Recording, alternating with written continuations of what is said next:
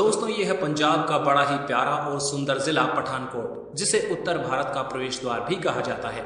ये जिला पंजाब राज्य का एक खूबसूरत जिला है जो अपनी नदियों, शिवालिक की हरी भरी पहाड़ियों, ऐतिहासिक किलों और अपने सामरिक महत्व के लिए फेमस है। इसे gateway to Jammu Kashmir and Himachal भी कहा जाता है, क्योंकि यहाँ से गुजरने वाला हर रास्ता, पहाड़ों की ओर जाने वाली हर घुमावदार सड़क एक अनोखा अनुभव देती है, जो भारत में शायद ही किसी दूसरे शहर में देखने को मिलती है। पठानकोट की ज्योग्राफिकल लोकेशन की बात की जाए तो इसे पूरे भारत में बेहद खास और अद्वितीय बनाती है। ये शहर उस सटीक बिंदु पर मौजूद है जहाँ 3 राज्यों पंजाब, हिमाचल और जम्मू कश्मीर की सीमाएं आपस में मिलती हैं। शिवालिक पर्वतमाला की तलहटी में बसा ये जिला अपनी प्राकृतिक सुंदरता के लिए जाना जाता है। शहर के पास से कल बहती चक्की नदी, जो ब्यास नदी की सहायक नदी है, और जिले को छूकर निकलने वाली पवित्र रावी नदी यहाँ की धरती को उपजाऊ और सराउंडिंग्स को काफी ज्यादा सुंदर बनाती है। इतिहास के पन्नों को पढ़ते तो पठानकोट की कहानी बहुत ही गहरी, वीर रस से भरी और दिलचस्प है। प्राचीन काल में इसे ओदम्बूर गणराज्य का हिस्सा माना जाता था, जिसका उल्लेख महाभारत काल में भी मिलता है। यहाँ खुदाई में प्राचीन सिक्के मिले हैं जो इस बात की पुष्टि करते हैं।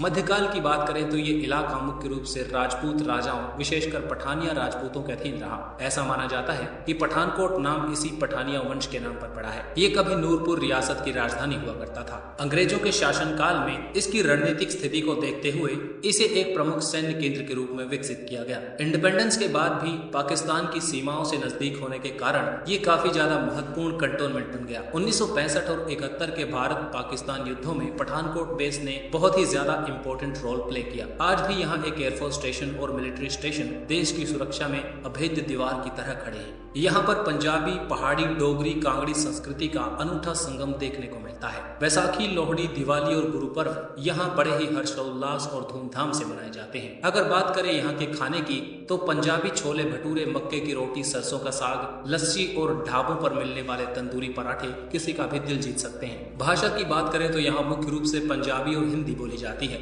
लेकिन डोगरी और पहाड़ी बोली का प्रभाव भी आम बोलचाल में साफ महसूस किया जा सकता है। पठानकोट एक ऐसा जिला है जहाँ शहरी चकाचौंध और ग्रामीण सादगी का बेहतरीन संतुलन देखने को मिलता है। 2011 की जनगणना के अनुसार पठानकोट जिले की आबादी लगभग 6.7 लाख के करीब है। यहाँ पर सबसे ज्यादा आबादी हिंदू धर्म के लोगों की पाई जाती है, लेकिन यहाँ सिख धर्म को मानने वालों की भी एक बड़ी तादाद है। इसके अलावा यहाँ ईसाई और मुस्लिम समुदाय के लोग भी प्यार प्रेम से रहते हैं। शिक्षा के मामले में भी ये जिला काफी आगे है। यहाँ की साक्षरता दर 80% से भी ज्यादा है, जो नेशनल एवरेज से भी बेहतर है। यहाँ के युवाओं में भारतीय सेना और सुरक्षा बलों में शामिल होने का एक अलग ही जज्बा देखने को मिलता है। ट्रांसपोर्ट और कनेक्टिविटी के मामले में पठानकोट सच में एक एंट्रेंस की तरह है। ये उत्तर भारत के सबसे महत्वपूर्ण रेलवे जंक्शनों में से एक है। यहाँ 2 प्रमुख रेलवे स्टेशन है, पठानकोट जंक्शन और पठानकोट कैंट। यहाँ से आप पूरे भारत के लिए ट्रेन ले सकते हैं। इसके अलावा यहाँ से कांगड़ा वैली, इसके लिए टॉय ट्रेन ले सकते हैं, जो जोगिंदर नगर तक पहाड़ों के बीच से होते हुए एक जादुई सफर तय करती है। सड़कों की बात की जाए तो नेशनल हाईवे 44 और पुराना नेशनल हाईवे 1A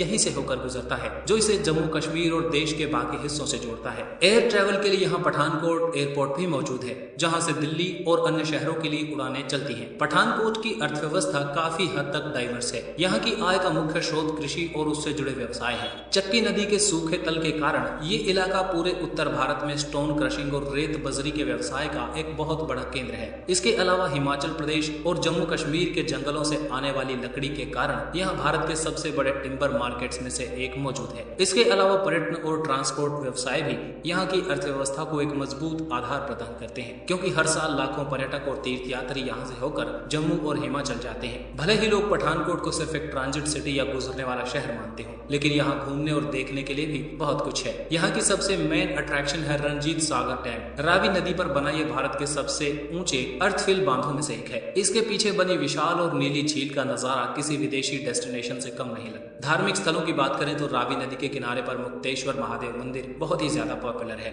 माना जाता है कि यहाँ प्राचीन गुफाओं में पांडवों ने अपने अज्ञातवास के दौरान शिव की आराधना की थी। इसके अलावा शाहपुर कंडी का प्राचीन किला, जो 16वीं शताब्दी का बना हुआ है, अपने खंडहरों में आज भी बीते हुए कल की कहानियां समेटे हैं। आज की वीडियो में इतना ही। अगर ये वीडियो आपको पसंद आया तो लाइक करें और अपने शहर के बारे में ऐसी ही कहानियां सुनने के लिए चैनल को सब्सक्राइब करें। धन्यवाद और जुड़े रहिए एक्सप्लोर वायरस के साथ।